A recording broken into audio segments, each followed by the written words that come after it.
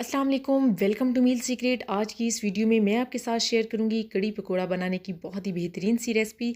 मुख्तलिफ़ इलाकों के लोग कड़ी को मुख्तलिफ़ तरीक़ों से बनाते हैं। आज मैं आपको इस वीडियो में बताऊंगी कि कड़ी बनाने के लिए आपने कौन सी दही का इस्तेमाल करना है।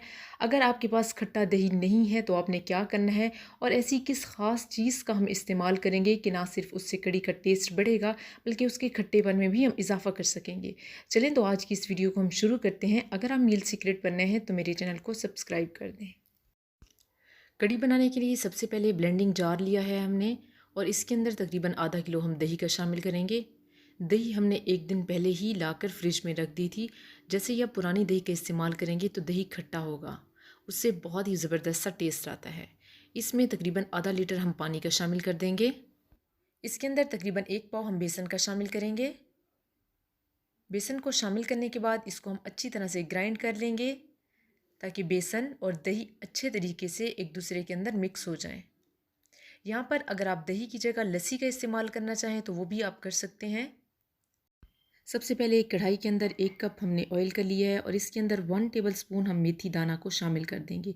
ये मेथी दाना हम अचार में भी इस्तेमाल करते हैं और इससे बहुत ही खट्टा सा मज़ेदार सा टेस्ट आता है, तो आप इसको कड़ी पकोड़ा में ज़रूर शामिल करें। अगर आपके पास खट्टा दही ना हो, आप सिर्फ इसको शामिल कर देंगे तो बहुत ही मज़ेदार सा टेस्ट आएगा। गरम ऑयल के अंदर 1 से 2 मिनट के लिए हम इसको फ्राई करेंगे। 1 से 2 मिनट गुजरने के बाद इसके अंदर 1 कप हम प्याज का शामिल कर देंगे और प्याज को लाइट गोल्डन ब्राउन होने तक हम फ्राई करेंगे। जैसे ही प्याज का कलर लाइट गोल्डन सा होगा, इसके अंदर 1 टेबलस्पून हम लहसुन अदरक के पेस्ट को शामिल कर देंगे। लहसुन अदरक के पेस्ट को 1 मिनट के लिए हम फ्राई कर लेंगे और यहाँ पर एक मीडियम साइज़ का हमने टमाटर लिया है, उसको बारीक चॉप करके वो भी इसके अंदर शामिल कर देंगे। अब यहाँ पर इसको हम थोड़ी देर के लिए कवर करके रख देंगे ताकि टमाटर बिल्कुल सॉफ्ट हो जाएं। 2 से 3 मिनट गुजरने के बाद कवर हम हटाएंगे। यहाँ पर हमारा टमाटर जो है बिल्कुल सॉफ्ट हो चुका है। अब यहाँ पर इसके अंदर हम कुछ मसाले ऐड करेंगे। 1 टेबलस्पून इसके अंदर चिली फ्लेक्स को ऐड करेंगे। 1 टीस्पून इसके अंदर हल्दी पाउडर जाएगा। 1 टीस्पून इसके अंदर हम लाल मिर्च पाउडर को ऐड करेंगे। 1 टीस्पून इसके अंदर धनिया पाउडर जाएगा और 1 टीस्पून इसके अंदर हम नमक को शामिल कर देंगे। इन तमाम चीज़ों को अच्छी तरह से हम मिक्स करेंगे और मसाले को अच्छी तरह से हम भून लेंगे।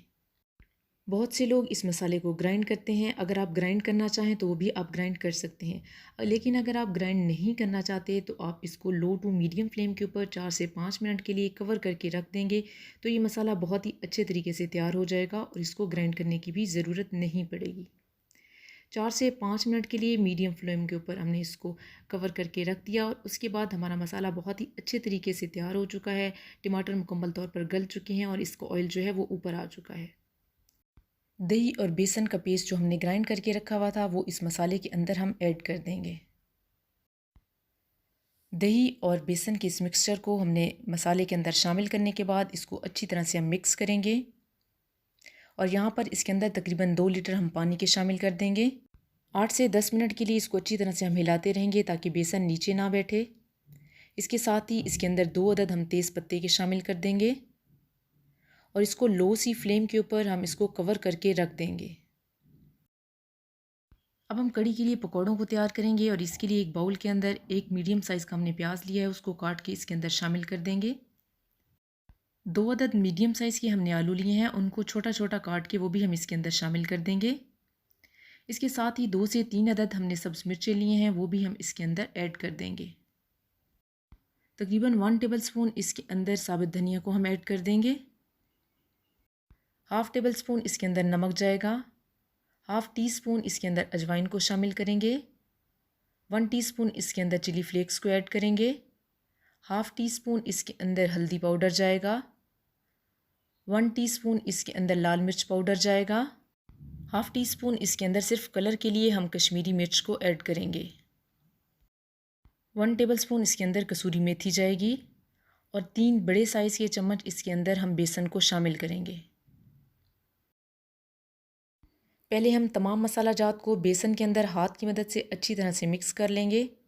इसके बाद इसके अंदर जितना भी पानी रिक्वायर्ड होगा वो हम इसके अंदर शामिल करके पकौड़ों का मिक्सचर तैयार कर लेंगे। यहाँ पर एक अदद हमने पैन लिया है। पैन के अंदर ऑयल डाल के उसको पहले हम अच्छी तरह से गर्म कर लेंगे और गर्म करने के बाद वन बाय वन तमाम पकौड़ों को इसके अंदर हम शामिल कर देंगे। और जैसे ही इनकी एक साइड लाइट गोल्डन सी ब्राउन होगी तो इसको हम पलट देंगे और सेम इसी तरह दूसरी साइड को भी हम पकाएंगे।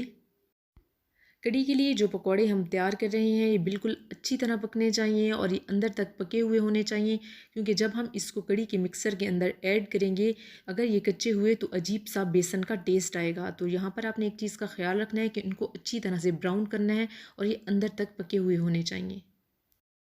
यहाँ पर पकौड़ों के ऊपर बहुत ही गोल्डन सा खूबसूरत सा कलर आ चुका है। अब हम इनको निकाल लेंगे। कढ़ी के लिए जो हमने पकौड़े तैयार करने हैं उनका कलर बहुत ज़्यादा डार्क भी नहीं करना, क्योंकि बिल्कुल ब्लैक से पकौड़े अजीब से लगते हैं। तो खूबसूरत सा जब गोल्डन कलर आए तो आपने इसको निकाल लेना है। सेम इन्हीं स्टेप्स को फॉलो करते हुए बाकी पकौड़े भी हम तैयार कर लेंगे। पकौड़े तैयार करने के बाद अब हम जाएंगे कढ़ी की तरफ। यहाँ पर कढ़ी को रखे हुए लो सी फ्लेम के ऊपर तकरीबन 1 घंटा गुजर चुका है। कढ़ी को लो फ्लेम के ऊपर जितनी ज़्यादा देर के लिए हम रखेंगे उसका टेस्ट उतना ही मज़ेदार बनेगा। यहाँ पर कढ़ी का मिक्सर थिक हो चुका है और बहुत ही ज़बरदस्त सा ही हमारी कढ़ी जो है वो तैयार हो चुकी है। बिल्कुल लो सी फ्लेम के ऊपर 4 से 5 मिनट के लिए कढ़ी को हम कवर करके रखेंगे और जैसे ही इसका कवर हटाएंगे तो ऑयल जो है वो बिल्कुल ऊपर आ चुका होगा। कढ़ी का मिक्सर कुछ इस तरह से थिक सा है जैसा कि आप देख सकते हैं। ये बिल्कुल परफेक्ट हमारी कढ़ी तैयार हो चुकी है। अब हम इसके अंदर पकौड़ों को शामिल करेंगे। कढ़ी के अंदर तमाम पकौड़े शामिल करने के बाद इसको बिल्कुल लो सी फ्लेम के ऊपर उस वक्त तक हम रखेंगे जब तक कि हम अपना तड़का तैयार नहीं कर लेते।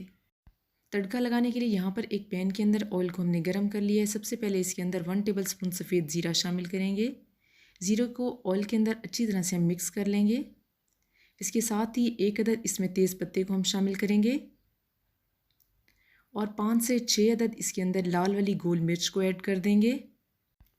1 से 1.5 मिनट इनको अच्छी तरह से हम ऑयल के अंदर फ्राई करेंगे और इसके साथ ही 3 से 4 अदद इसके अंदर सब्ज़ मिर्चों को हम ऐड करेंगे। इन तमाम चीज़ों को ऑयल के अंदर 1 से 2 मिनट के लिए हम मज़ीद फ्राई करेंगे। तड़का बिल्कुल तैयार हो चुका है, इसको हम कढ़ी के अंदर शामिल कर देंगे। अगर आप कढ़ी का बहुत ही मज़ेदार सा टेस्ट चाहते हैं तो 1 से 2 दिन पुराना दही इस्तेमाल करें, क्योंकि पुराना दही थोड़ा सा खट्टा हो जाता है जिससे बहुत ही मज़ेदार सा टेस्ट आता है कढ़ी के अंदर। इसके साथ ही कढ़ी के अंदर मेथी दाने का इस्तेमाल ज़रूर करें, इससे बहुत ही यूनिक सा टेस्ट आता है। कढ़ी को हमने लो सी फ्लेम के ऊपर रखा हुआ था, इसको अब हम कवर करके 1 से 2 मिनट के लिए रख देंगे और इसकी फ्लेम को ऑफ़ कर देंगे। उसके बाद हम इसको सर्व करेंगे। ये कढ़ी की फ़ाइनल लुक है। बहुत ही खूबसूरत सा कलर आया है और इसकी खुशबू इतनी मज़ेदार है कि दिल करता है कि इसको जल्दी से खा लिया जाए। आप इसको नान के साथ खाएं, चपाती के साथ खाएं, ये बहुत ही मज़ेदार बन के तैयार हुई है। आप भी इस रेसिपी को ज़रूर ट्राई करें। अब हम इसको डिश आउट करते हैं और आप देखें इसका कलर कितना खूबसूरत है।